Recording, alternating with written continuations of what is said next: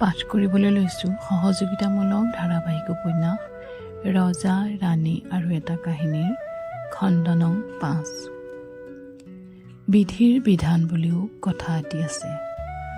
আচলতে সিদিনা নদীৰ কাষত পেলাই থৈ অহা সেই দেৱশিশু কন্যাটি আজি এনে বিলাই বিপত্তি। চঞ্চলা চপলা পূৰ্ণ যৌৱনা আজি বহাগী। হাজাৰ বিষাদ আহিলেও পৰাজয় কৰিব পৰা নাই। জীৱনত পোৱা আঘাতবোৰৰ বাবে তাইৰ হৃদয়খন শিললৈ ৰূপান্তৰিত হ'ল। এতিয়া আৰু বৰমা ৰূপালীয়ে বেয়াকৈ ক'লেও তাইৰ দুখ নালাগে। অতি সৰুৰে পৰা ককা হলিৰামে বহাগীক কামসেন্দুৰৰ দৰে ৰাখিছিল। কিছু কিছু মুহূৰ্তত পিছে তাইৰ অজানিতে বুকুখন কঁপি উঠে। মোৰ জন্মদাতা মা পিতাই কোন বাৰু? কোনে মোক নদীৰ কাষত পেলাই থৈ গৈছিল? মই বাৰু কাৰোবাৰ অবৈধ সন্তান নেকি? কথাবোৰ ভাবিলে বহাগীৰ মূৰটো আচন্দাই কৰে। বহাগী, অ বহাগী, কি কৰিছা ইয়াত অকলে? এনেই মানে ৰাস্তাৰ ফালে এপাক ওলাই যাওঁ। নাযাওঁ দে। একো নহয়, না। অৱশেষত লগৰ ছোৱালী পৰীৰ কথা পেলাব নোৱাৰি তাই সেই নদীখনৰ কাষৰ আলিবাটেদি গৈ থাকিল। সৰুকণ সেই সময়ত নদীৰ পাৰে পাৰে চাইকেলখন লৈ ওলাই গৈছিল। হঠাতে বহাগীক লগ পাই সৰুকণ যেন আৱেগপ্ৰৱণ হৈ উঠিল। বহাগী, অ বহাগী।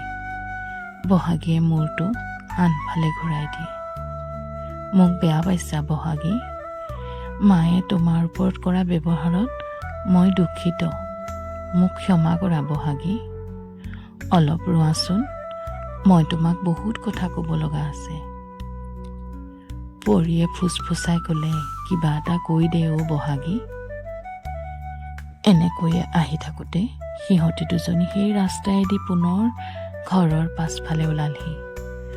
সৰ্বনাশ, দুয়োজনী খৰখেদাকৈ ঘৰলৈ খোজ ল'লে।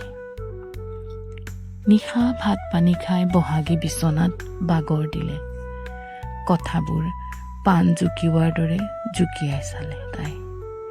মোক বাৰু সৰুকণে সঁচাকৈয়ে ভাল পায়নে?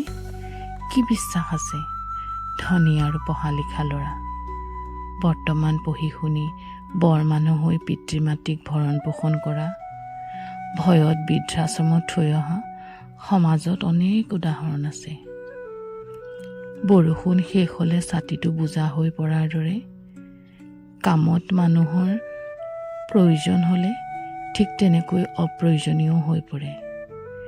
দুদিন পাছত মোক যে তেনে নকৰিব তাৰ কি মানে আছে? মই একো নক'লোঁ, ঠিকেই হ'ল। একো নক'লোঁ, ভালেই হ'ল। এতিয়া মই ক্লাছ 9ত। অহা বছৰ মেট্ৰিক দিম। ভালকৈ পঢ়িব লাগিব। ককাৰ আশাবোৰ ময়ে পূৰণ কৰিব লাগিব। গাঁৱলীয়া বাস্তৱ জীৱনৰ মৰমবোৰৰ কথা সি জানো বুজি পাব? সৰুৰে পৰা একেলগে ডাঙৰ দীঘল হোৱা অৰিন্দম আৰু পৱনহঁতৰ দৰে সি বাৰু হ'ব পাৰিব জানো? হঠাতে সেই দিনবোৰৰ কথা বহাগীৰ মনত পৰি গ'ল।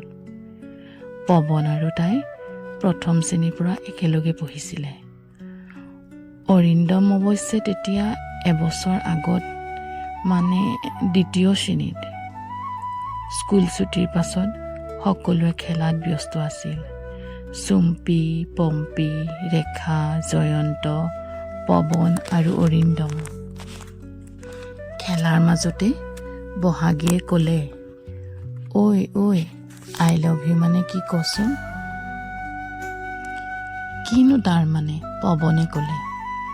সেই অকৰাটো, সেইটোও নাজানোনে? তই কচোন। সেই নকওঁ। অৰিন্দমে ক'লে, মই জানো, কিনো? মই তোমাক ভাল পাওঁ। সেই কাক পাওঁ তই? তোক ভাল পাওঁ। কি? আকৌ এবাৰ কচোন। I love you. অৰিন্দমৰ কথাত সকলোৱে হাঁহি দিলে। লাজত বহাগীজনী গাল দুখনি যেন ৰঙচুৱা হৈ পৰিল। সেই অৰিন্দমে আজিও সঁচা অন্তৰে যেন বহাগীকেই বিচাৰে। বহাগী, বহাগী ক'ত আছানো? এইফালে আহাচোন মাজনী। ককাকৰ মাতত যেন বহাগী কল্পনা ৰাজ্যৰ পৰা বাস্তৱ অৱস্থালৈ ঘূৰি আহিল। কি হ'ল ককা? মোৰ আঁঠুৱাখন লগাই দিয়াচোন আইজনী। হ'ব ককা, আপুনি শুই থাকক, মই এতিয়াই আপোনাৰ আঁঠুৱাখন ঠিক কৰি দিছোঁ। গাটো বেয়া লাগিছে নেকি ককা? নাই মাজনী, তুমিও শুই থাকাগৈ যোৱা।